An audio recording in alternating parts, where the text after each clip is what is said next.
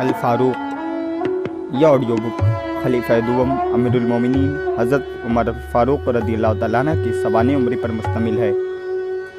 اس کو لکھا مولانا شبلی نعمانی نے، پیش کردہ یوٹیوب چینل حسن تخیل۔ یہ اس کتاب کی پہلی قسط ہے۔ سلسلہ نسب یہ ہے: عمر بن خطاب بن نفیل بن عبدالعزی بن رباح بن عبداللہ بن کرت بن زرع بن عدی بن کعب بن لوی بن فہر بن مالک۔ اہل عرب عموماً عدنان یا قحطان کی اولاد ہیں۔ عدنان کا سلسلہ حضرت اسماعیل علیہ السلام تک پہنچتا ہے۔ عدنان کے نیچے 11ویں پشت میں فہر بن مالک بڑے صاحب اقتدار تھے۔ انہی کی اولاد ہے جو قریش کے لقب سے مشہور ہے۔ قریش کی نسل میں 10 شخصوں نے اپنے زور لیاقت سے بڑا امتیاز حاصل کیا اور ان کے انتصاب سے 10 جدا نامور قبیلے بن گئے، یعنی ہاشم، امیہ، نوفل، عبالدار، اسد، تیم، مخزوم، عدی، حمج، سماح۔ حضرت عمر عدی کی اولاد سے ہیں۔ عدی کے دوسرے بھائی مرا تھے جو رسول اللہ صلی اللہ علیہ وآلہ وسلم کے اجداد سے ہیں۔ اس لحاظ سے حضرت عمر کا سلسلہ نسب رسول اللہ صلی اللہ علیہ وسلم سے 8ویں پشت میں جا کر ملتا ہے۔ حضرت عمر کے دادا نفیل کے 2 بیٹے تھے، امرو اور خطاب۔ امرو معمولی لیاقت کے آدمی تھے، لیکن ان کے بیٹے زید جو نفیل کے پوتے اور حضرت عمر کے چچا زاد بھائی تھے، نہایت اعلیٰ درجے کے شخص تھے۔ وہ ان ممتاز بزرگوں میں تھے جنہوں نے رسول اللہ صلی اللہ علیہ وآلہ وسلم کی بعثت سے پہلے اپنے اجتہاد سے بت پرستی کو ترک کر دیا تھا۔ زید بت پرستی اور رسوم جاہلیت کو اعلانیہ برا سمجھتے تھے اور لوگوں کو دین ابراہیمی کی ترغیب دلاتے تھے۔ اس پر تمام لوگ ان کے دشمن ہو گئے، جن میں حضرت عمر کے والد خطاب سب سے سرگرم تھے۔ خطاب حضرت عمر کے والد قریش کے ممتاز آدمیوں میں سے تھے۔ خطاب نے متعدد شادیاں اونچے اونچے گھرانوں میں کی، چنانچہ حضرت عمر کی ماں، جن کا نام ہنتمہ تھا، ابن ہشام بن المغیرہ کی بیٹی تھی۔ حضرت عمر ہجرت نبوی سے 40 برس قبل پیدا ہوئے۔ سن رشد کو پہنچ کر خطاب ان کے باپ نے ان کو جو خدمت سپرد کی وہ اونٹوں کا چرانا تھا۔ یہ شغل اگرچہ عرب میں معیوب نہیں سمجھا جاتا بلکہ قومی شعار تھا، لیکن خطاب نہایت بے رحمی کے ساتھ ان سے سلوک کرتے تھے۔ تمام دن اونٹ چرانے کا کام لیتے اور جب کبھی تھک کر دم لینا چاہتے تو سزا دیتے۔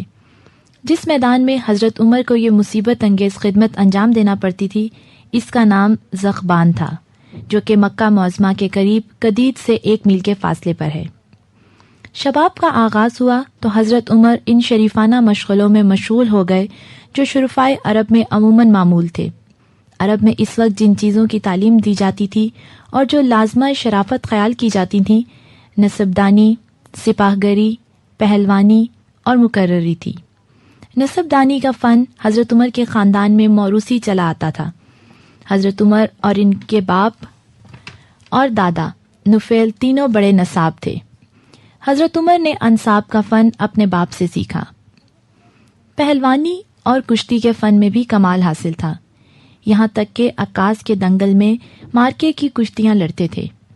عکاظ جبل عرفات کے پاس ایک مقام تھا جہاں سال کے سال اس غرض سے میلہ لگتا تھا کہ عرب کے تمام اہل فن جمع ہو کر اپنے کمالات کے جوہر دکھاتے تھے۔ اسلام لانے سے پہلے قریش نے ان کو سفارت کا منصب دے رکھا تھا، اور یہ منصب صرف اس شخص کو مل سکتا تھا جو قوت تقریر اور معاملہ فہمی میں کمال رکھتا تھا۔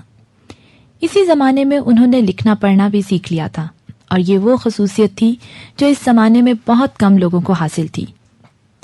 جب حضور صلی اللہ علیہ وآلہ وسلم مابعوث برسالت ہوئے تو قریش کے تمام قبیلے میں 17 آدمی تھے جو لکھنا جانتے تھے۔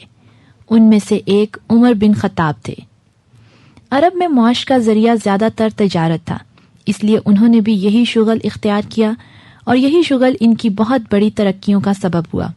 وہ تجارت کی غرض سے دور دور ملکوں میں جاتے تھے اور بڑے بڑے لوگوں سے ملتے تھے۔ خودداری، بلند حوصلگی، تجربہ کاری، معاملہ دانی، یہ تمام اوصاف جو ان میں اسلام لانے سے قبل پیدا ہو گئے تھے سب انہی سفروں کی بدولت تھے۔ حضرت عمر کا 27واں سال تھا کہ عرب میں آفتاب رسالت طلوع ہوا، یعنی رسول اللہ صلی اللہ علیہ وآلہ وسلم مابعوث ہوئے اور اسلام کی صدا بلند ہوئی۔ حضرت عمر کے گھرانے میں زید کی وجہ سے توحید کی آواز بالکل نامانوس نہیں رہی تھی، چنانچہ سب سے پہلے زید کے بیٹے سعید اسلام لائے۔ سعید کا نکاح حضرت عمر کی بہن فاطمہ سے ہوا تھا، اس تعلق سے فاطمہ بھی مسلمان ہو گئیں۔ اسی خاندان میں ایک معزز شخص نعیم بن عبداللہ نے بھی اسلام قبول کر لیا تھا، لیکن حضرت عمر ابھی تک اسلام سے بیگانہ تھے۔ ان کے کانوں میں جب یہ صدا پہنچی تو سخت برہم ہوئے، یہاں تک کہ قبیلے میں جو لوگ اسلام لا چکے تھے ان کے دشمن بن گئے۔ لبینہ ان کے خاندان میں ایک کنیز تھی جس نے اسلام قبول کر لیا تھا۔ اس کو بے تحاشا مارتے اور مارتے مارتے تھک جاتے تو کہتے ذرا دم لے لوں تو پھر ماروں گا۔ لبینہ کے سوا اور جس پر قابو چلتا تھا زد و کوب سے دریغ نہیں کرتے تھے، لیکن اسلام کا نشہ ایسا تھا کہ جس کو چڑھ جاتا تھا اترتا نہ تھا۔ ان تمام سختیوں پر ایک شخص کو بھی وہ اسلام سے بددل نہ کر سکے۔ آخر مجبور ہو کر فیصلہ کیا کہ نعوذ باللہ خود بانی اسلام کا قصہ پاک کر دیں۔ تلوار کمر سے لگا سیدھے رسول اللہ صلی اللہ علیہ وآلہ وسلم کی طرف چلے۔ راہ میں اتفاقاً نعیم بن عبداللہ مل گئے۔ ان کے تیور دیکھ کر پوچھا خیر ہے؟ بولے محمد کا فیصلہ کرنے جاتا ہوں۔ انہوں نے کہا پہلے اپنے گھر کی خبر لو، خود تمہاری بہن اور بہنوئی اسلام لا چکے ہیں۔ فوراً پلٹے اور بہن کے ہاں پہنچے۔ وہ قرآن پاک پڑھ رہی تھیں۔ ان کی آہٹ پا کر چپ ہو گئیں اور قرآن کے اجزاء چھپا لیے، لیکن آواز ان کے کانوں میں پڑ چکی تھی۔ بہن سے پوچھا یہ کیا آواز تھی؟ بہن نے کہا کچھ نہیں۔ بولے نہیں، میں سن چکا ہوں کہ تم دونوں مرتد ہو گئے ہو۔ یہ کہہ کر بہنوئی سے دستوں گریباں ہو گئے، اور جب ان کی بہن بچانے کو آئیں تو ان کی بھی خبر لی، یہاں تک کہ ان کا بدن لہو لہان ہو گیا۔ اسی حالت میں ان کی زبان سے نکلا کہ عمر جو بن آئے کرو، لیکن اسلام اب دل سے نہیں نکل سکتا۔ ان الفاظ نے حضرت عمر کے دل پر خاص اثر کیا۔ بہن کی طرف محبت کی نگاہ سے دیکھا، ان کے بدن سے خون جاری تھا۔ یہ دیکھ کر اور بھی رقت طاری ہو گئی۔ فرمایا تم لوگ جو پڑھ رہے تھے مجھے بھی سناؤ۔ فاطمہ نے قرآن کے اجزاء لا کر سامنے رکھ دیے۔ اٹھا کر دیکھا تو یہ صورت تھی سبح للہ ما فی السماوات والارض وہو العزیز الحکیم۔ ایک ایک لفظ پر ان کا دل مروب ہوتا جاتا تھا، یہاں تک کہ جب اس آیت پر پہنچے تو منون باللہ و رسولہ تو بے اختیار پکار اٹھے اشہد ان لا الہ الا اللہ و اشہد ان محمد رسول اللہ۔ یہ وہ زمانہ تھا کہ رسول اللہ صلی اللہ علیہ وآلہ وسلم ارقم کے مقام میں جو کوہ صفا کی تلی میں واقع تھا پناہ گزین تھے۔ حضرت عمر نے آستانہ مبارک پر پہنچ کر دستک دی۔ چونکہ شمشیر بکف ہو کر گئے تھے، حضرت عمر نے اندر قدم رکھا تو رسول اللہ خود آگے بڑھے اور ان کا دامن پکڑ کر کہا کیوں عمر، کس ارادے سے آیا ہے؟ نبوت کی پررعب آواز نے ان کو کپکپا دیا۔ نہایت خضوع سے کے ساتھ عرض کیا کہ ایمان لانے کے لیے۔ حضرت سلم بے اختیار اللہ اکبر پکار اٹھے اور ساتھ ہی تمام صحابہ نے مل کر زور سے اللہ اکبر کا نعرہ مارا کہ تمام مکہ کی پہاڑیاں گونج اٹھیں۔ حضرت عمر کے ایمان لانے نے اسلام کی تاریخ میں ایک نیا دور پیدا کر دیا۔ اس وقت تک 40-50 آدمی اسلام لا چکے تھے۔ عرب کے مشہور بہادر حضرت حمزہ سید الشہداء نے بھی اسلام قبول کر لیا تھا، تاہم مسلمان اپنی مذہبی فرائض اعلانیہ نہیں ادا کر سکتے تھے اور کعبہ میں نماز پڑھنا تو بالکل ناممکن تھا۔ حضرت عمر کے اسلام لانے کے ساتھ ہی دفعتاً یہ حالت بدل گئی۔ انہوں نے اعلانیہ اپنا اسلام ظاہر کیا۔ کافروں نے اول ان پر بڑی شدت کی، لیکن وہ برابر ثابت قدمی سے مقابلہ کرتے رہے، یہاں تک کہ مسلمانوں کی جماعت کے ساتھ کعبہ میں جا کر نماز ادا کی۔ اہل قریش ایک مدت تک حضرت کے دعوی نبوت کو بے پرواہی کی نگاہ سے دیکھتے رہے، لیکن اسلام کو جس قدر شیوع ہوتا جاتا تھا، ان کی بے پرواہی غصہ اور ناراضگی سے بدلتی جاتی تھی، یہاں تک کہ ایک جماعت کثیر اسلام کے حلقے میں آ گئی تو قریش نے زور اور قوت کے بازو سے اسلام کو مٹا دینا چاہا۔ حضرت ابو طالب کی زندگی تک تو اعلانیہ کچھ نہ کر سکے، لیکن ان کے انتقال کے بعد کفار ہر طرف سے اٹھ کھڑے ہوئے۔ حضرت صلی اللہ علیہ وآلہ وسلم نے حکم دیا کہ جن لوگوں کو کفار کے ستم سے نجات نہیں مل سکتی وہ مدینہ کو ہجرت کر جائیں۔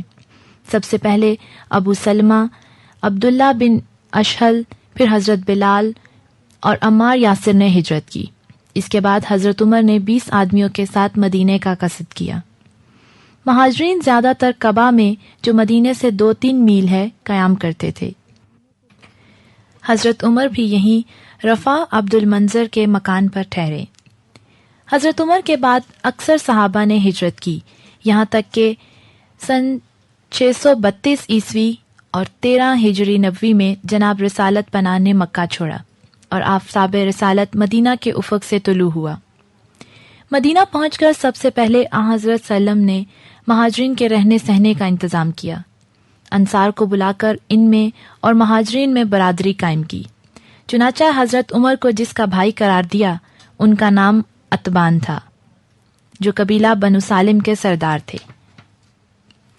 مدینہ میں پہنچ کر اس بات کا وقت آیا کہ اسلام کے فرائض و ارکان محدود اور معین کیے جائیں۔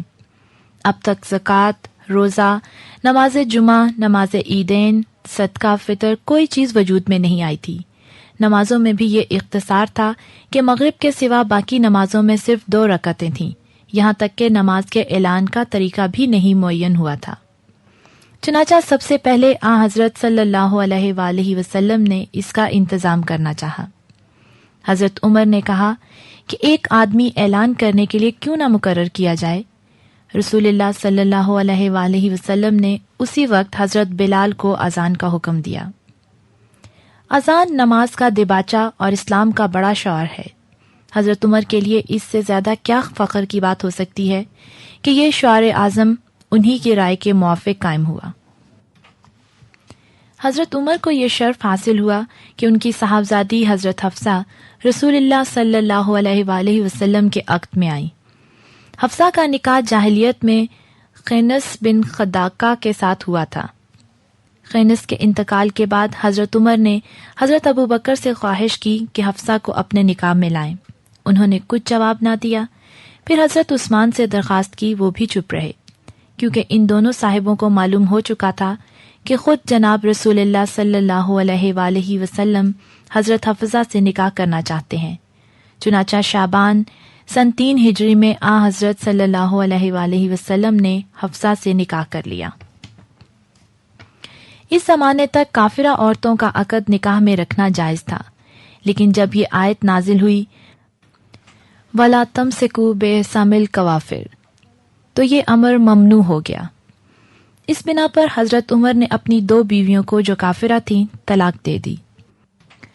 ان میں سے ایک کا نام قریبہ اور دوسری کا نام ام کلثوم بنت جردل تھا۔ ان دونوں کو طلاق دینے کے بعد حضرت عمر نے جمیلہ سے، جو ثابت بن ابی الاصلح کی بیٹی تھی، نکاح کیا۔ حضرت عمر کے فرزند عاصم انہی کے بطن سے تھے۔ سن 7 ہجری میں خیبر کا مشہور معرکہ پیش آیا۔ حضرت صلی اللہ علیہ وآلہ وسلم نے 1400 پیدل اور 200 سواروں کے ساتھ خیبر کا رخ کیا۔ خیبر میں یہودیوں نے بڑے بڑے مضبوط قلعے بنا لیے تھے۔ یہ سب قلعے بہت جلد فتح ہو گئے، لیکن وتیح و سلالم، جن پر عرب کا مشہور بہادر مرہب قابض تھا، آسانی سے فتح نہیں ہو سکتے تھے۔ حضرت صلی اللہ علیہ وسلم نے حضرت ابو بکر کو سپہ سالار بنا کر بھیجا، لیکن وہ ناکام آئے۔ پھر حضرت عمر مامور ہوئے، وہ برابر 2 دن جا کر لڑے، لیکن دونوں دن ناکام رہے۔ حضرت نے یہ دیکھ کر فرمایا کہ کل میں ایک ایسے شخص کو علم دوں گا جو حملہ آور ہوگا۔ اگلے دن تمام اکابر صحابہ علم نبوی کی امید میں بڑے سر و سامان سے ہتھیار سج کر آئے، ان میں حضرت عمر بھی تھے۔ چنانچہ حضرت صلی اللہ علیہ وآلہ وسلم نے کسی کی طرف توجہ نہیں کی اور حضرت علی کو بلا کر علم ان کو عنایت کیا۔ مرہب حضرت علی کے ہاتھ سے مارا گیا اور اس کے قتل پر اس مارکے کا بھی خاتمہ ہو گیا۔ خیبر کی زمین حضرت نے مجاہدوں میں تقسیم کر دی، چنانچہ ایک ٹکڑا جس کا نام سمغ تھا حضرت عمر کے حصے میں آیا۔ حضرت عمر نے اس کو خدا کی راہ میں وقف کر دیا اور اسلام کی تاریخ میں یہ پہلا وقف تھا جو عمل میں آیا۔ اسی سال حضرت صلی اللہ علیہ وآلہ وسلم نے حضرت عمر کو 30 آدمیوں کے ساتھ قبیلہ حوازن کے مقابلے کو بھیجا۔ ان لوگوں نے حضرت عمر کی آمد سنی تو بھاگ نکلے اور کوئی مارکا پیش نہ آیا۔ 630 عیسوی سن 8 ہجری میں مکہ فتح ہوا۔ حضرت صلی اللہ علیہ وآلہ وسلم بڑے جاہ و جلال سے مکہ میں داخل ہوئے اور در کعبہ پر کھڑے ہو کر نہایت فصیح و بلیغ خطبہ پڑھا۔ پھر حضرت عمر کو ساتھ لے کر مقام صفا پر لوگوں سے بیعت لینے کے لیے تشریف فرما ہوئے۔ لوگ جوک در جوک آتے تھے اور بیعت کرتے جاتے تھے۔ حضرت عمر حضرت صلی اللہ علیہ وآلہ وسلم سے قریب لیکن کسی قدر نیچے بیٹھے تھے۔ جب عورتوں کی باری آئی تو چونکہ حضرت بیگانہ عورتوں کے ہاتھ کو مس نہیں کرتے تھے، حضرت عمر کو ارشاد فرمایا کہ تم ان سے بیعت لو۔ چنانچہ تمام عورتوں نے انہی کے عہد پر حضرت سے بیعت لی۔ جب حضرت صلی اللہ علیہ وآلہ وسلم نے انتقال فرمایا تو فوراً خلافت کی نزاع پیدا ہو گئی، اور اس بات کا بھی انتظار نہ کیا گیا کہ پہلے رسول اللہ صلی اللہ علیہ وآلہ وسلم کی تجہیز و تکفین سے فراغت حاصل کر لی جائے۔ تعجب کی بات یہ ہے کہ حضرت ابو بکر اور عمر سے یہ سرزد ہوا جو آسمان اسلام کے مہر و ماہ تسلیم کیے جاتے ہیں۔ حضرت عمر اور حضرت ابو بکر وغیرہ حضرت صلی اللہ علیہ وآلہ وسلم کی تجہیز و تکفین چھوڑ کر سقیفہ بنی سعدہ کو چلے گئے۔ انہوں نے سقیفہ میں پہنچ کر خلافت کے باب میں انصار سے مارکہ آرائی کی اور اس طرح ان کوششوں میں مصروف رہے کہ گویا ان پر کوئی حادثہ پیش نہیں آیا تھا۔ انہوں نے اپنی خلافت کو نہ صرف انصار بلکہ بنو ہاشم اور حضرت علی سے بزور منوانا چاہا۔ حضرت نے جس وقت وفات پائی مدینہ منورہ منافقوں سے بھرا پڑا تھا، جو مدت سے اس بات کے منتظر تھے کہ رسول اللہ صلی اللہ علیہ وآلہ وسلم کا سایہ اٹھ جائے تو اسلام کو پامال کر دیں۔ انصار نے اپنی طرف سے خلافت کی بحث کو چھیڑ کر حالت کو اور نازک کر دیا تھا۔ اس حالت میں یہ ضروری تھا کہ کوئی لائق شخص فوراً انتخاب کر لیا جائے۔ سب سے بااثر بزرگ اور معمر حضرت ابو بکر تھے۔ ان کا انتخاب ہو بھی جاتا لیکن لوگ انصار کی بحث و نزاع میں پھنس گئے تھے اور بحث طول پکڑ کر قریب تھا کہ تلواریں میان سے نکل آئیں۔ حضرت عمر نے یہ رنگ دیکھ کر دفتن حضرت ابو بکر کے ہاتھ میں ہاتھ دے دیا کہ سب سے پہلے میں بیعت کرتا ہوں۔ ساتھ ہی حضرت عثمان، ابو عبیدہ جراح، عبد الرحمن بن عوف نے بھی اپنے ہاتھ بڑھائے اور پھر عام خلقت ٹوٹ پڑی۔ اس کارروائی سے ایک اٹھتا ہوا طوفان رک گیا اور لوگ مطمئن ہو کر کاروبار میں مشغول ہو گئے۔ صرف بنو ہاشم اپنے ادعا پر قائم رہے۔ حضرت عمر نے ان سے بیعت لینا چاہی لیکن بنو ہاشم صرف حضرت علی کے سوا اور کسی کے آگے سر نہیں جھکا سکتے تھے۔ حضرت عمر کی تندی اور تیز مزاجی سے یہ حرکت کچھ بعید نہیں۔ حقیقت یہ ہے کہ اس نازک وقت میں حضرت عمر نے نہایت تیزی اور سرگرمی کے ساتھ جو کاروائیاں کیں، ان میں گو بعض بے اعتدالیاں بھی پائی جاتی ہوں، لیکن یاد رکھنا چاہیے کہ انہی بے اعتدالیوں نے اٹھتے ہوئے فتنوں کو دبا دیا۔ حضرت ابو بکر کو اگرچہ مدتوں کے تجربے سے یقین ہو گیا تھا کہ خلافت کا بار گراں حضرت عمر کے سوا اور کسی سے اٹھ نہیں سکتا، تاہم وفات کے قریب انہوں نے عام رائے کا اندازہ کرنے کے لیے اکابر صحابہ سے مشورہ کیا۔ جب اس بات کے چرچے ہوئے کہ حضرت ابو بکر حضرت عمر کو خلیفہ کرنا چاہتے ہیں تو بعضوں کو تردد ہوا۔ حضرت ابو بکر نے حضرت عثمان کو بلا کر کہا اور عہد نامہ لکھوانا شروع کیا۔ ابتدائی الفاظ لکھائے جا چکے تھے کہ غش آ گیا۔ حضرت عثمان نے یہ دیکھ کر یہ الفاظ اپنی طرف سے لکھ دیے، میں عمر کو خلیفہ مقرر کرتا ہوں۔ تھوڑی دیر کے بعد ہوش آیا تو حضرت عثمان سے کہا کہ کیا لکھا تھا، مجھ کو پڑھ کر سناؤ۔ حضرت عثمان نے پڑھا تو بے ساختہ اللہ اکبر پکار اٹھے اور کہا کہ خدا تم کو جزائے خیر دے۔ عہد نامہ لکھا جا چکا تو حضرت ابو بکر نے اپنے غلام کو دیا کہ جا کر مجمع عام کو سنائے، پھر خود بالا خانے پر جا کر لوگوں سے جو نیچے جمع تھے مخاطب ہوئے اور کہا، میں نے اپنے کسی بھائی بند کو خلیفہ مقرر نہیں کیا بلکہ عمر کو مقرر کیا، کیا تم لوگ اس پر راضی ہو؟ سب نے سمعنا و اطعنا کہا۔ پھر حضرت عمر کو نہایت مؤثر اور مفید نصیحتیں کیں۔ حضرت عمر مسند خلافت پر بیٹھے تو سب سے پہلے عراق کی مہم پر توجہ کی۔ بیت خلافت کے لیے تمام اطراف و دیار سے بے شمار آدمی آئے تھے اور کئی دن تک ان کا تانتا بندھا رہا تھا۔ حضرت عمر نے اس موقع کو غنیمت سمجھا اور مجمع عام میں جہاد کا وعظ کیا، لیکن سب خاموش رہے۔ حضرت عمر نے کئی دن تک وعظ کیا لیکن کچھ اثر نہ ہوا۔ آخر چوتھے دن اس جوش سے تقریر کی کہ حاضرین کے دل دہل گئے۔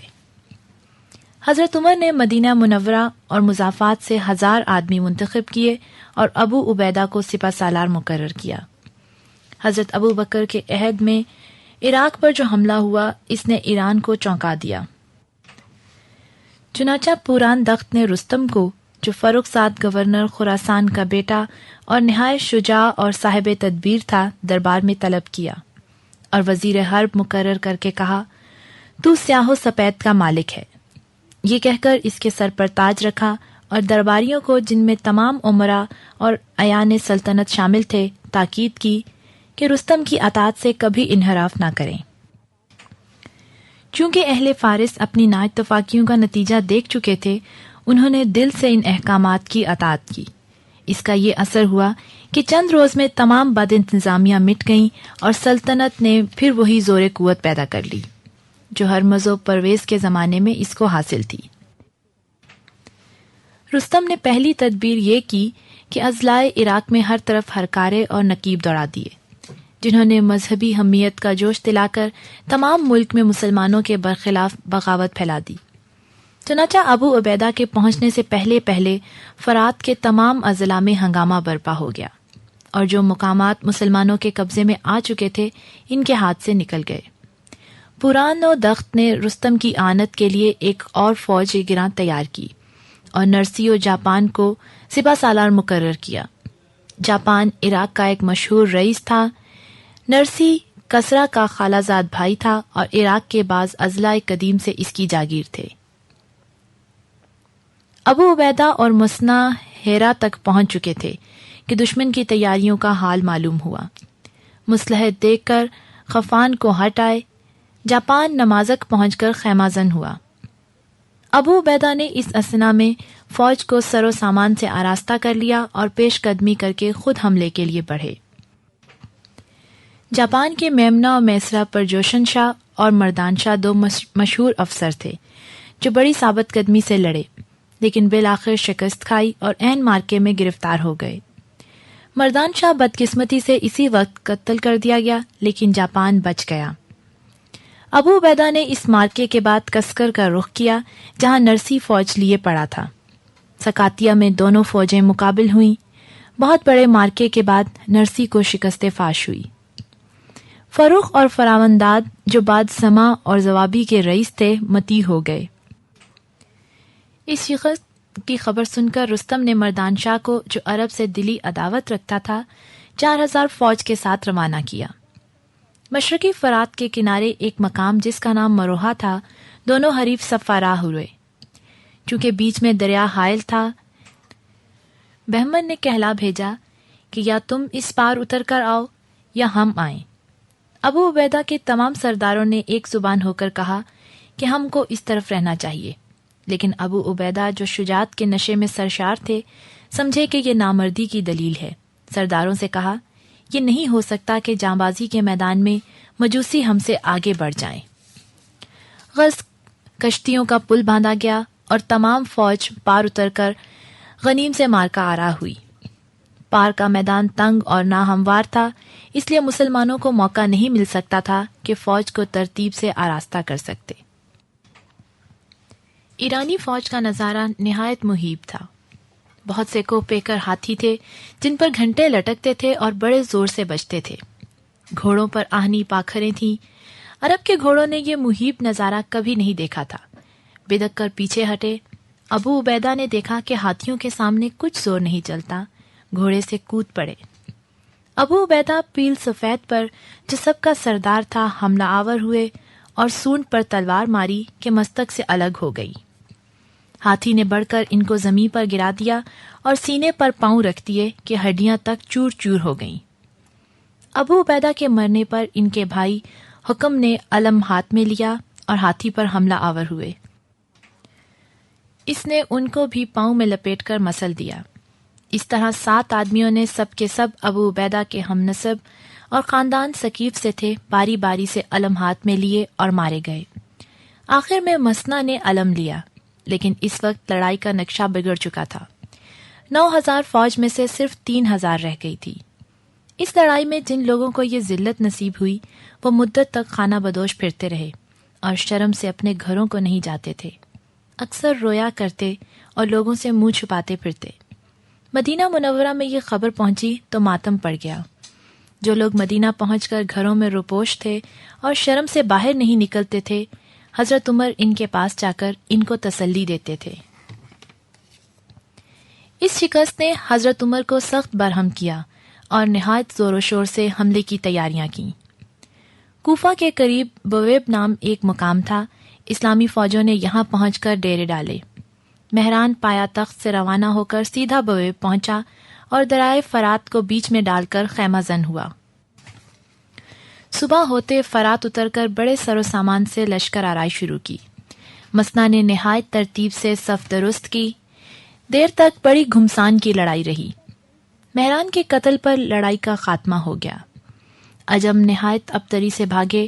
مسنا نے فوراً پل کے پاس پہنچ کر راستہ روک لیا کہ عجم بھاگ کر نہ جانے پائیں۔ مورخین کا بیان ہے کہ کسی لڑائی نے اس قدر بے شمار لاشیں اپنی یادگار میں نہیں چھوڑیں۔ اس فتح کا ایک خاص اثر یہ ہوا کہ عربوں پر عجم کا جو رعب چھایا ہوا تھا وہ جاتا رہا۔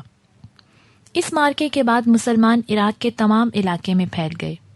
جہاں اب بغداد آباد ہے، اس زمانے میں وہاں بہت بڑا بازار لگتا تھا۔ مسنا نے عین بازار کے دن حملہ کیا۔ بازاری جان بچا کر ادھر ادھر بھاگ گئے اور بے شمار نقد اور اسباب ہاتھ آیا۔ حضرت عمر کو یہ خبریں پہنچیں تو فوراً مسنا کو حکم بھیجا کہ فوجوں کو ہر طرف سے سمیٹ کر عرب کی سرحد کی طرف لے آؤ۔ چونکہ حج کا زمانہ آ چکا تھا، خود مکہ معظمہ کو روانہ ہوئے اور حج سے فارغ نہیں ہوئے تھے کہ ہر طرف سے قبائل عرب کا طوفان امڈ آیا۔ حضرت عمر حج کر کے واپس آئے تو جہاں تک نگاہ جاتی تھی آدمیوں کا جنگل نظر آتا تھا۔ حکم دیا کہ لشکر نہایت ترتیب سے آراستہ ہو، میں خود سپہ سالار بن کر چلوں گا۔ فوج آراستہ ہو چکی تو حضرت علی کو بلا کر خلافت کے کاروبار سپرد کیے اور خود مدینہ سے نکل کر عراق کی طرف روانہ ہوئے۔ حضرت عمر کی اس مستعدی سے ایک عام جوش پیدا ہو گیا اور سب نے مرنے پر کمریں باندھ لیں۔ سرار جو مدینہ سے 3 میل پر ایک چشمہ ہے، وہاں پہنچ کر مقام کیا اور یہ اس سفر کی گویا پہلی منزل تھی۔ چونکہ امیر المومنین کا خود مارکہ جنگ میں جانا بعض مصلحتوں کے لحاظ سے مناسب نہ تھا، اس لیے سرار میں فوج کو جمع کر کے تمام لوگوں سے رائے طلب کی۔ عوام نے ایک زبان ہو کر کہا، امیر المومنین، یہ مہم آپ کے بغیر سر نہ ہوگی۔ لیکن بڑے بڑے صحابہ نے جو معاملے کا نشیب و فراز سمجھتے تھے اس کے خلاف رائے دی۔ عبد الرحمن بن عوف نے کہا کہ لڑائی کے دونوں پہلو ہیں، اگر خدا نہ خواستہ شکست ہوئی اور آپ کو کچھ صدمہ پہنچا تو پھر اسلام کا خاتمہ ہے۔ حضرت عمر نے کھڑے ہو کر ایک تقریر کی اور عوام کی طرف خطاب کر کے کہا، میں تمہاری رائے پر عمل کرنا چاہتا تھا، لیکن اکابر صحابہ اس رائے سے متفق نہیں۔ غرض اس پر اتفاق ہو گیا کہ حضرت عمر خود سپہ سالار بن کر نہ جائیں، لیکن مشکل یہ تھی کہ اور کوئی شخص اس بارے گراں کے اٹھانے کے قابل نہیں ملتا تھا۔ ابو عبیدہ اور خالد شام کی مہمات میں مصروف تھے۔ حضرت علی سے درخواست کی گئی تو انہوں نے انکار کیا۔ لوگ اسی حیض و بیض میں تھے کہ دفتن حضرت عبد الرحمن بن عوف نے اٹھ کر کہا کہ میں نے پا لیا۔ حضرت عمر نے فرمایا، کون؟ بولے کہ سعد بن ابی وقاص۔ اس کے ساتھ ہی سائیڈ اے اپنے اختتام کو پہنچی، بقیہ کے لیے سائیڈ بی لگا لیجیے۔ سعد بڑے رتبے کے صحابی اور رسول اللہ صلی اللہ علیہ وآلہ وسلم کے ماموں تھے. ان کی بہادری اور شجاعت بھی مسلم تھی. غر سعد نے لشکر کا نشان چڑھایا اور مدینہ منورہ سے روانہ ہوئے. سفرہ گھوڑے اڑاتے ہوئے سیدھے مدائن پہنچے. راہ میں جدھر سے گزر ہوتا تماشائیوں کی بھیڑ لگ جاتی، یہاں تک کہ آستانہ سلطنت کے قریب پہنچ کر ٹھہرے. فوجیں آراستہ ہو چکی تو عرب کے مشہور شعراء اور خطیب صفوں سے نکلے اور اپنی آتش فشانی سے تمام فوج میں آگ لگا دی. لڑائی شروع ہوئی تو سب سے پہلے ایرانی قدر انداز دیبا کی قبا زیب تن کیے، زریں کمر بند لگائے، ہاتھوں میں سونے کے کڑے پہنے میدان میں آیا. ادھر سے عمرو مادی کرب اس کے مقابلے کو نکلے. اس نے تیر کمان میں جوڑا اور ایسا تاک کر مارا کہ یہ بال بال بچ گئے. انہوں نے گھوڑے کو دابا اور قریب پہنچ کر کمر میں ہاتھ ڈال معلق اٹھا زمین پر دے پٹکا اور تلوار سے گردن اڑا کر فوج کی طرف مخاطب ہوئے. یوں لڑا کرتے ہیں. لوگوں نے کہا ہر شخص مادی کرب کیوں کر ہو سکتا ہے. اس کے بعد اور بہادر دونوں طرف سے نکلے اور شجاعت کے جوہر دکھائے. پھر عام جنگ شروع ہوئی. شام تک یہ ہنگامہ رہا. جب بالکل تاریکی چھا گئی تو دونوں حریف میدان سے ہٹے. قادسیہ کا یہ پہلا مارکا تھا. اگلے دن سعد نے سب سے پہلے میدان جنگ سے مقتولوں کی لاشیں اٹھوا کر دفن کرائیں اور جس قدر زخمی تھے مرہم پٹی کے لیے عورتوں کے حوالے کیے. پھر فوج کو کمر بندی کا حکم دیا. لڑائی ابھی شروع نہیں ہوئی تھی کہ شام کی طرف سے غبار اٹھا. گرد چھٹی تو معلوم ہوا کہ ابو عبیدہ نے شام سے جو امدادی فوجیں بھیجی تھیں وہ آ پہنچی. حضرت عمر نے جس زمانے میں عراق پر حملے کی تیاریاں کی تھیں، اسی زمانے میں ابو عبیدہ کو جو شام کی مہم پر مامور تھے لکھ بھیجا تھا کہ عراق کی جو فوج وہاں بھیج دی گئی تھی اس کو حکم دے کہ سعد کی فوج سے جا کر مل جائیں. چنانچہ عین وقت پر یہ فوج پہنچی اور تائید غیبی سمجھی گئی. دیر تک دونوں طرف کے بہادر تنے تنہا میدان میں نکل کر شجاعت کے جوہر دکھاتے رہے. شام کی امدادی فوج کو کوکا نے اس تدبیر سے روانہ کیا تھا کہ چھوٹے چھوٹے دستے کر دیے تھے، اور جب ایک دستہ میدان جنگ میں پہنچ جاتا تو دوسرا دور سے نمودار ہوتا. اسی طرح تمام دن فوجوں کا تانتا بندھا رہا اور ایرانیوں پر روب چھاتا گیا. ہر دستہ اللہ اکبر کے نعرے مارتا ہوا آتا اور کوکا اس کے ساتھ ہو کر دشمن پر حملہ آور ہوتے تھے. اس دن مسلمان 2000 اور ایرانی 10,000 مقتول و مجروح ہوئے. تاہم فتح و شکست کا کچھ فیصلہ نہ ہوا. یہ مارکا اغواس کے نام سے مشہور ہوا. حضرت ابو بکر نے جب شام پر چڑھائی کی تو ہر صوبے پر الگ الگ افسر بھیجے. چنانچہ فلسطین عمرو بن العاص کے حصے میں آیا. عمرو بن العاص نے بعض مقامات حضرت ابو بکر ہی کے عہد میں فتح کر لیے تھے. جب کوئی عام مارکا پیش آ جاتا تو وہ فلسطین چھوڑ کر ابو عبیدہ سے جا ملتے اور ان کو مدد دیتے تھے، یہاں تک کہ آس پاس کے شہروں کو فتح کر کے خاص بیت المقدس کا محاصرہ کیا. عیسائی قلعہ بند ہو کر لڑتے رہے. اس وقت حضرت ابو عبیدہ شام کے انتہائی اضلاع کنسرین وغیرہ فتح کر چکے تھے. چنانچہ ادھر سے فرصت پا کر بیت المقدس کا رخ کیا. عیسائیوں نے ہمت ہار کر صلح کی درخواست کی اور مزید اطمینان کے لیے یہ شرط اضافہ کی کہ عمر خود یہاں آئیں اور معاہدہ صلح ان کے ہاتھوں سے لکھا جائے. ابو عبیدہ نے حضرت عمر کو خط لکھا کہ بیت المقدس کی فتح آپ کی تشریف آوری پر موقوف ہے. حضرت عمر نے تمام صحابہ کو جمع کیا اور مشورہ کیا. حضرت عثمان نے کہا کہ عیسائی مرعوب اور شکستہ دل ہو چکے ہیں، آپ ان کی درخواست کو رد کر دیں. لیکن حضرت علی نے اس کے خلاف رائے دی. حضرت عمر نے انہی کی رائے کو پسند کیا اور سفر کی تیاریاں کیں. سرداروں کو اطلاع دی جا چکی تھی کہ جابیہ میں آ کر ان سے ملیں. شام میں رہ کر ان سرداروں میں عرب کی سادگی باقی نہیں رہی تھی. چنانچہ حضرت عمر کے سامنے یہ لوگ آئے تو اس حیثیت سے کہ بدن پر حریر و دیبا کے چلے اور پرتکلف قبائیں تھیں اور زرق پر پوشاک اور ظاہری شان و شوکت سے اجمی معلوم ہوتے تھے. حضرت عمر کو سخت غصہ آیا. گھوڑے سے اتر پڑے اور سنگریزے اٹھا کر ان کی طرف پھینکے کہ اس قدر جلد تم نے اجمی عادتیں اختیار کر لیں. ان لوگوں نے عرض کی کہ قباؤں کے نیچے ہتھیار ہیں. فرمایا تو کچھ مذائقہ نہیں. جابیہ میں دیر تک قیام رہا اور بیت المقدس کا معاہدہ بھی یہیں لکھا گیا۔ وہاں کے عیسائیوں کو حضرت عمر کی آمد کی خبر پہلے سے پہنچ چکی تھی، چنانچہ رئیسان شہر کا ایک گروہ ان سے ملنے کے لیے دمشق کو روانہ ہوا۔ حضرت عمر فوج کے حلقے میں بیٹھے تھے کہ دفتن کچھ سوار نظر آئے جو گھوڑے اڑاتے آتے تھے اور کمر میں تلواریں چمک رہی تھیں۔ مسلمانوں نے فوراً ہتھیار سنبھال لیے۔ حضرت عمر نے پوچھا، خیر ہے؟ لوگوں نے سواروں کی طرف اشارہ کیا۔ حضرت عمر نے فراست سے سمجھا کہ بیت المقدس کے عیسائی ہیں۔ فرمایا، گھبراؤ نہیں، یہ لوگ امان طلب کرنے آئے ہیں۔ غرض معاہدہ صلح لکھا گیا، بڑے بڑے معزز صحابہ کے دستخط ہو گئے۔ معاہدے کی تکمیل کے بعد حضرت عمر نے بیت المقدس کا ارادہ کیا اور پیادہ پا چلے۔ بیت المقدس قریب آیا تو حضرت ابو عبیدہ اور سرداران فوج استقبال کو آئے۔ حضرت عمر کا لباس اور سر و سامان جس معمولی حیثیت کا تھا، اس کو دیکھ کر مسلمانوں کو شرم آتی تھی کہ عیسائی اپنے دل میں کیا کہیں گے۔ چنانچہ لوگوں نے ترکی گھوڑا اور قیمتی پوشاک حاضر کی۔ حضرت عمر نے فرمایا، خدا نے ہم کو جو عزت دی ہے وہ اسلام کی عزت ہے اور ہمارے لیے یہی بس ہے۔ غرض اسی حال سے بیت المقدس میں داخل ہوئے۔ سب سے پہلے مسجد میں گئے، محراب داؤد کے پاس پہنچ کر سجدہ داؤد کی آیت پڑھی اور سجدہ کیا۔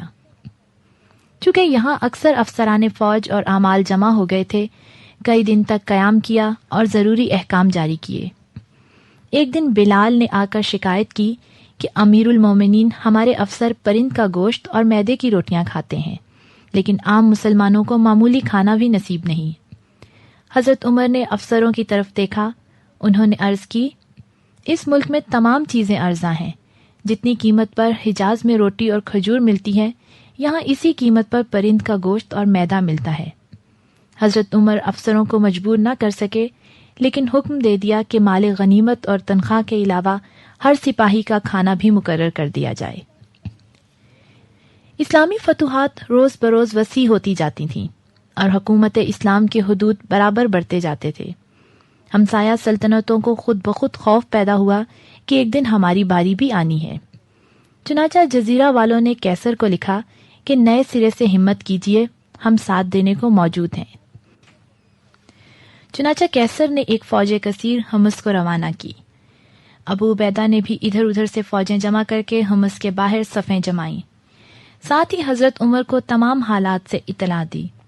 حضرت عمر نے 8 بڑے بڑے شہروں میں فوجی چھاؤنیاں قائم کر رکھی تھیں اور ہر جگہ 4-4 ہزار گھوڑے فقط اس غرض سے ہر وقت تیار رکھتے تھے کہ کوئی اتفاقیہ موقع پیش آ جائے تو فوراً ہر جگہ سے فوجیں یلغار کر کے موقع پر پہنچ جائیں۔ ابو عبیدہ کا خط آیا تو ہر طرف قاصد دوڑا دیے۔ جزیرہ والوں نے جب سنا کہ خود ان کے ملک میں مسلمانوں کے قدم آ گئے تو حمص کا محاصرہ چھوڑ کر جزیرے کو چل دیے۔ عرب کے قبائل جو عیسائیوں کی مدد کو آئے تھے وہ بھی پچھتائے اور خفیہ طور پر خالد کو پیغام بھیجا کہ تمہاری مرضی ہو تو ہم اسی وقت یا عین موقع پر عیسائیوں سے الگ ہو جائیں۔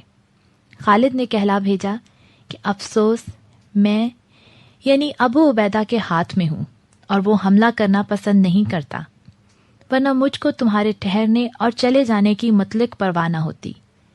تاہم اگر تم سچے ہو تو محاصرہ چھوڑ کر کسی طرف نکل جاؤ۔ ادھر فوج نے ابو عبیدہ سے تقاضا شروع کیا کہ حملہ کرنے کی اجازت ہو۔ انہوں نے خالد سے پوچھا۔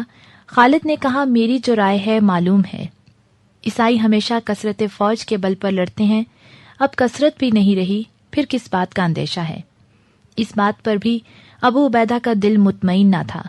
تمام فوج کو جمع کیا اور نہایت پرزور اور مؤثر تقریر کی کہ مسلمانوں، آج جو ثابت قدم رہ گیا وہ اگر زندہ بچا تو ملک کو مال ہاتھ آئے گا، اور اگر مارا گیا تو شہادت کی دولت ملے گی۔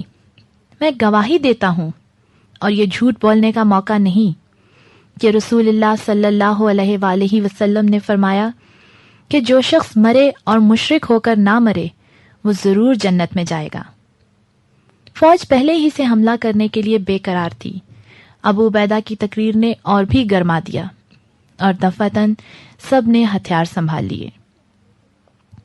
مسلمانوں کے حملے کے ساتھ عرب کے قبائل ابتری کے ساتھ پیچھے ہٹے ان کے ہٹنے سے عیسائیوں کا بازو ٹوٹ گیا اور تھوڑی دیر لڑ کر اس بدحواسی سے بھاگے کہ مرج و دیباج تک ان کے قدم نہ جمے۔ یہ اخیر معرکہ تھا جس کی ابتدا خود عیسائیوں کی طرف سے ہوئی اور جس کے بعد ان کو پھر کبھی پیش قدمی کا حوصلہ نہ ہوا۔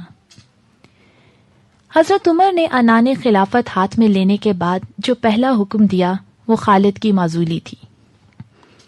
حضرت عمر خالد کی بعض بے اعتدالیوں کی وجہ سے مدت سے ناراض تھے، تاہم آغاز خلافت میں ان سے کچھ تعارض کرنا نہیں چاہتے تھے، لیکن چونکہ خالد کی عادت تھی کہ وہ کاغذات حساب دربار خلافت کو نہیں بھیجتے تھے، اس لیے ان کو تاکید لکھی آئندہ سے اس بات کا خیال رکھیں۔ خالد نے جواب میں لکھا کہ میں حضرت ابو بکر کے زمانے سے ایسا ہی کرتا آیا ہوں اور اب اس کے خلاف نہیں کر سکتا۔ حضرت عمر کو ان کی یہ خود اختیاری کیوں کر پسند ہو سکتی تھی اور وہ بیت المال کی رقم کو اس طرح بے دریغ کیوں کر کسی کے ہاتھ میں دے سکتے تھے؟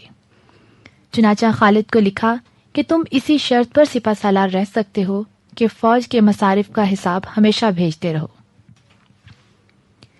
خالد نے اس شرط کو نامنظور کیا اور اس بنا پر وہ سپہ سالاری کے عہدے سے معزول کر دیے گئے۔ حضرت خالد نے ایک شاعر کو 10,000 روپے انعام میں دے دیے۔ حضرت عمر نے ابو عبیدہ کو خط لکھا کہ خالد نے یہ انعام اپنی گرہ سے دیا تو اسراف کیا اور بیت المال سے دیا تو خیانت کی، دونوں صورتوں میں وہ معزولی کے قابل ہیں۔ قاصد نے جو معزولی کا خط لے کر آیا تھا مجمع عام میں خالد سے پوچھا کہ یہ انعام تم نے کہاں سے دیا؟ خالد اگر اپنی خطا کا اقرار کر لیتے تو حضرت عمر کا حکم تھا کہ ان سے درگزر کی جائے، لیکن وہ خطا کے اقرار کرنے پر راضی نہ تھے۔ مجبوراً قاصد نے معزولی کی علامت کے طور پر ان کے سر سے ٹوپی اتار لی اور ان کی سرتابی کی سزا کے لیے انہی کے امامہ سے ان کی گردن باندھی۔ یہ ایک ایسا بڑا سپہ سالار جس کا نظیر تمام اسلام میں کوئی شخص موجود نہ تھا اور جس کی تلوار نے عراق اور شام کا فیصلہ کر دیا تھا، اس طرح ذلیل کیا جا رہا ہے۔ اس واقعے سے ایک طرف تو خالد کی نیک نفسی اور حق پرستی کی شہادت ملتی ہے، تو دوسری طرف حضرت عمر کی سطوت و جلال کا اندازہ ہوتا ہے۔ خالد مدینے آئے اور حضرت عمر کی خدمت میں حاضر ہو کر کہا کہ عمر، خدا کی قسم تم میرے معاملے میں ناانصافی کرتے ہو۔ حضرت عمر نے کہا، تمہارے پاس اتنی دولت کہاں سے آئی؟ خالد نے کہا، مال غنیمت سے، اور یہ کہہ کر کہا کہ 60,000 سے جس قدر زیادہ رقم نکلے وہ میں آپ کے حوالے کرتا ہوں۔ چنانچہ 20,000 روپے زیادہ نکلے اور وہ بیت المال میں داخل کر دیے گئے۔ حضرت عمر نے خالد کی طرف مخاطب ہو کر کہا، واللہ تم مجھ کو محبوب بھی ہو اور میں تمہاری عزت بھی کرتا ہوں۔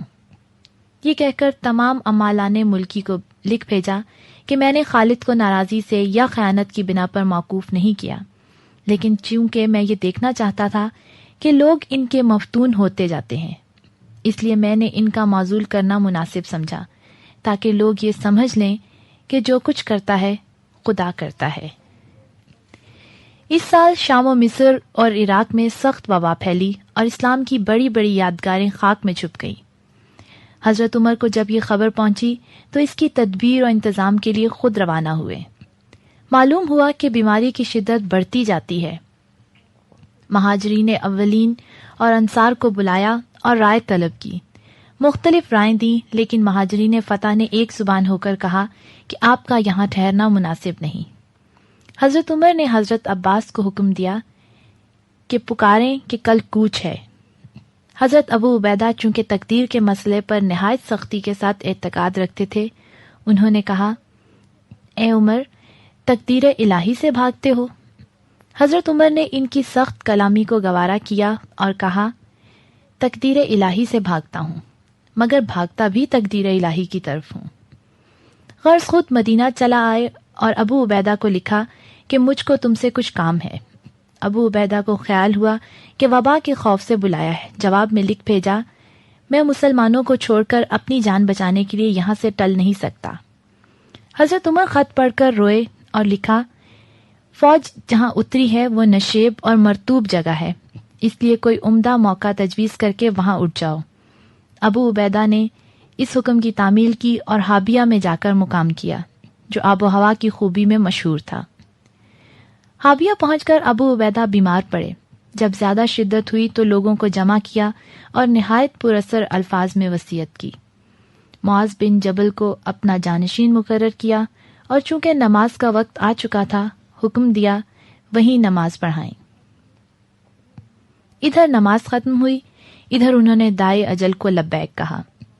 بیماری اسی طرح زوروں پر تھی اور فوج میں انتشار پھیلا ہوا تھا۔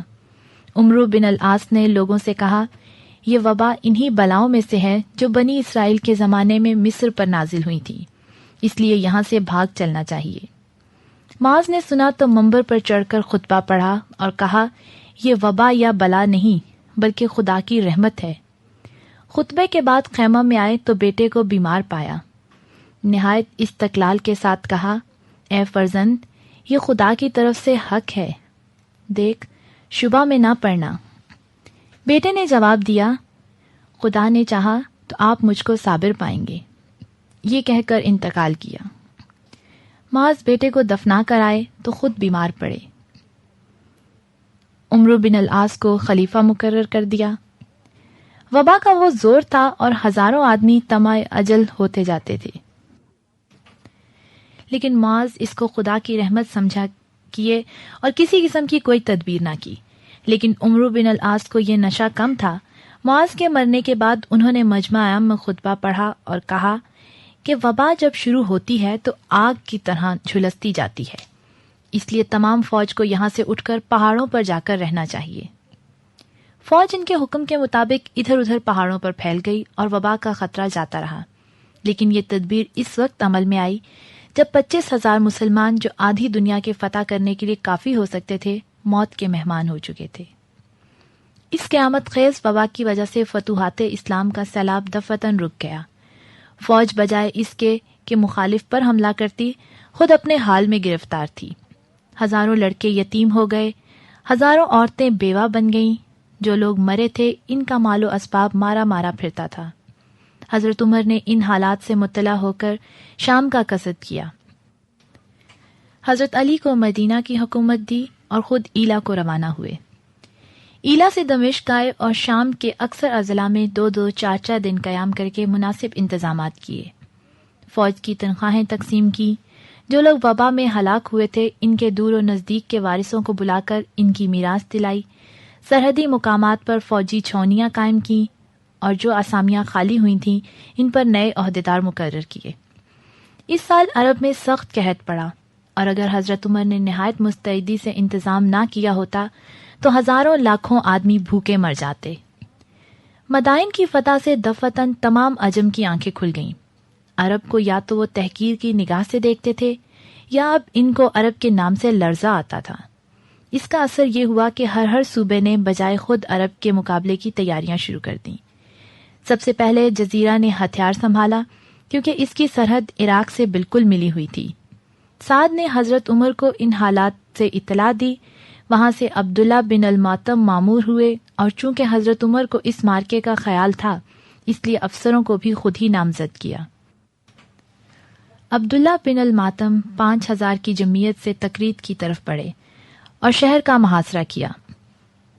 مہینے سے زیادہ محاصرہ رہا اور 24 دفعہ حملے ہوئے۔ چونکہ اجمیوں کے ساتھ عرب کے چند قبائل یعنی ایاد، تغلب، نمر بھی شریک تھے، عبداللہ نے خفیہ پیغام بھیجا اور غیرت دلائی کہ تم عرب ہو کر عجم کی غلامی کیوں گوارا کرتے ہو۔ اس کا یہ اثر ہوا کہ سب نے اسلام قبول کیا اور کہلا بھیجا کہ تم شہر پر حملہ کرو، ہم عین موقع پر اجمیوں سے ٹوٹ کر تم سے آ ملیں گے۔ یہ بندوبست ہو کر تاریخ معین پر دھاوا کیا۔ اجمی مقابلے کو نکلے تو خود ان کے ساتھ کہ عربوں نے عقب سے ان پر حملہ کیا۔ اجمی دونوں طرف سے گھر کر بالکل پامال ہو گئے۔ سن 15 ہجری میں مغیرہ بن شعبہ بصرہ کے حاکم مقرر ہوئے۔ 637 عیسوی سن 16 ہجری کے شروع میں اہواز پر، جس کو ایرانی ہرمز شہر کہتے تھے، حملہ کیا۔ یہاں کے رئیس نے ایک مختصر سی رقم دے کر صلح کر لی۔ سن 17 ہجری میں مغیرہ معزول ہو کر اس کی جگہ ابو موسیٰ اشعری مقرر ہوئے۔ اس انقلاب میں اہواز کے رئیس نے سالانہ رقم بندی کر دی اور اعلانیہ بغاوت کا اظہار کیا۔ مجبوراً ابو موسیٰ نے لشکر کشی کی اور اہواز کو جا گھیرا۔ شاہی فوج جو یہاں رہتی تھی اس نے بڑی پامردی سے مقابلہ کیا، لیکن آخر شکست کھائی اور شہر فتح ہو گیا۔ غنیمت کے ساتھ ہزاروں آدمی لونڈی غلام بنا کر تقسیم کیے گئے، لیکن جب حضرت عمر کو اطلاع ہوئی تو انہوں نے لکھ بھیجا کہ سب رہا کر دیے جائیں، چنانچہ وہ سب چھوڑ دیے گئے۔ یزدگرد اس وقت کم میں مقیم تھا اور خاندان شاہی کے تمام ارکان ساتھ تھے۔ ابو موسیٰ کی دست درازیوں کی خبریں اس کو برابر پہنچتی تھیں۔ ہرمزان نے جو شیرویا کا ماموں اور بڑی قوت و اقتدار کا سردار تھا، یزدگرد کی خدمت میں حاضر ہو کر عرض کی کہ اگر اہواز و فارس میری حکومت میں دے دیے جائیں تو میں عرب کے سیلاب کو آگے بڑھنے سے روک دوں۔ یزدگرد نے اسی وقت فرمان حکومت عطا کر کے ایک جمعیت عظیم ساتھ کر دی۔ خوزستان کا صدر مقرر شوستر تھا اور شاہی عمارات اور فوجی چھاونیاں جو کچھ تھیں یہیں پر تھیں۔ ہرمزان نے وہاں پہنچ کر قلعے کی مرمت کرائی اور خندق اور برجوں سے مستحکم کیا۔ ابو موسیٰ نے دربار خلافت کو نامہ لکھا اور مدد کی درخواست کی۔ وہاں سے عمار بن یاسر کے نام، جو اس وقت کوفہ کے گورنر تھے، حکم آیا کہ نعمان بن منفرون کو 1000 آدمی کے ساتھ مدد کو بھیجیں۔ ادھر جزیر بجلی ایک بڑی فوج لے کر جلولہ پہنچا۔ ابو موسیٰ نے اس سر و سامان سے شوستر کا رخ کیا اور شہر کے قریب پہنچ کر ڈیرے ڈالے۔ ہرمزان کثرت فوج کے بل پر خود شہر سے نکل کر حملہ آور ہوا۔ ابو موسیٰ نے بڑی ترتیب سے صفارائی کی، مارتے دھاڑتے شہر پناہ کے پھاٹک تک پہنچ گئے۔ ادھر ہرمزان نہایت بہادری کے ساتھ فوج کو لڑا رہا تھا۔ عین پھاٹک پر دونوں کا سامنا ہوا، تاہم میدان مسلمانوں کے ہاتھ رہا۔ ہرمزان نے قلعہ بند ہو کر لڑائی جاری رکھی۔ ایک دن شہر کا ایک آدمی چھپ کر ابو موسیٰ کے پاس آیا اور کہا، اگر میرے جان و مال کو امن دیا جائے تو میں شہر پر قبضہ کرا دوں۔ ابو موسیٰ نے منظور کیا۔ اس نے ایک عرب کو جس کا نام اشرس تھا ساتھ لیا اور نہرو جیل سے جو دجلہ کی ایک شاخ ہے اور شوستر کے نیچے بہتی ہے پار اتر کر ایک تہ خانے کی راہ سے شہر میں داخل ہوا اور اشرس کے منہ پر چادر ڈال کر کہا کہ نوکر کی طرح میرے پیچھے پیچھے چلے آؤ۔ چنانچہ شہر کی گلی کوچوں سے گزرتا ہوا خاص ہرمزان کے محل میں آیا۔ ہرمزان رئیسوں اور درباریوں کے ساتھ جلسہ جمائے بیٹھا ہوا تھا۔ شہری نے ان کو تمام امارات کی سیر کرائی اور موقع کے نشیب و فراز دکھا کر ابو موسیٰ کی خدمت میں حاضر ہوا کہ میں اپنا فرض ادا کر چکا، آگے تمہاری ہمت اور تقدیر ہے۔ اشرس نے اس کے بیان کی تصدیق کی اور کہا کہ 200 جانباز میرے ساتھ ہوں تو شہر فوراً فتح ہو جائے۔ ابو موسیٰ نے فوج کی طرف دیکھا۔ 200 بہادروں نے بڑھ کر کہا کہ خدا کی راہ میں ہماری جان حاضر ہے۔ اشرس اسی تہخانے کی راہ شہر پناہ کے دروازے پر پہنچے اور پہرے والوں کو تحقیق کر کے اندر کی طرف سے دروازے کھول دیے۔ ادھر ابو موسیٰ فوج کے ساتھ موقع پر موجود تھے۔ دروازہ کھلنے کے ساتھ تمام لشکر ٹوٹ پڑا اور شہر میں ہلچل پڑ گئی۔ ہرمزان نے بھاگ کر قلعے میں پناہ لی۔ مسلمان قلعے کے نیچے پہنچے تو اس نے برج پر چڑھ کر کہا، میرے ترکش میں ابھی بھی 100 تیر ہیں اور جب تک اتنی ہی لاشیں یہاں نہ بچ جائیں میں گرفتار نہیں ہو سکتا۔ تاہم میں اس شرط پر اتر آتا ہوں کہ تم مجھ کو مدینہ پہنچا دو اور جو کچھ فیصلہ ہو عمر کے ہاتھ سے ہو۔ ابو موسیٰ نے فیصلہ منظور کیا اور حضرت انس کو مامور کیا کہ مدینہ تک اس کے ساتھ جائیں۔ ہرمزان بڑی شان و شوکت سے روانہ ہوا۔ بڑے بڑے رئیس اور خاندان کے تمام آدمی رکاب میں لیے مدینہ کے قریب پہنچ کر شاہانہ ٹھاٹ سے آراستہ ہوا۔ شان و شوکت کی تصویر بن کر مدینے میں داخل ہوا اور لوگوں سے پوچھا امیر المومنین کہاں ہیں؟ وہ سمجھتا تھا کہ جس شخص کے دبدبے نے تمام دنیا میں غلغلہ مچا رکھا ہے اس کا دربار بھی بڑے سر و سامان کا ہوگا۔ حضرت عمر اس وقت مسجد میں تشریف رکھتے تھے اور فرش خاک پر لیٹے ہوئے تھے۔ ہرمزان مسجد میں داخل ہوا تو سینکڑوں تماشائی ساتھ تھے۔ لوگوں کی آہٹ سے حضرت عمر کی آنکھ کھلی تو اجمی شان و شوکت کا مرکہ سامنے تھا۔